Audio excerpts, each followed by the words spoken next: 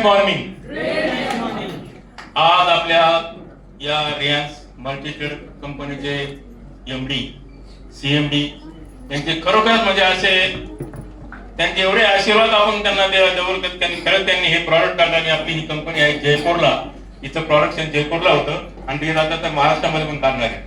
आणि मी सर्वात महत्वाचं म्हणजे मी प्रतिज्ञाबरोबर सांगतो, या कंपनीचे जे प्रॉडक्ट आहे सगळे हे 100% एवढे रिजनेबल आहेत, म्हणजे ते एवढे रिझल्ट देतात ना का प्रत्येकाला त्याचा रिझल्ट हा येतोच. आणि मला जो काही रिझल्ट आला, मला माझी एवढी कंबर दुखायची की मला दर दिवस सकाळी एक टॅबलेट आणि संध्याकाळी एक, किती रुपयाच्या 60 रुपयाची टॅबलेट घ्यावं लागेल बघा.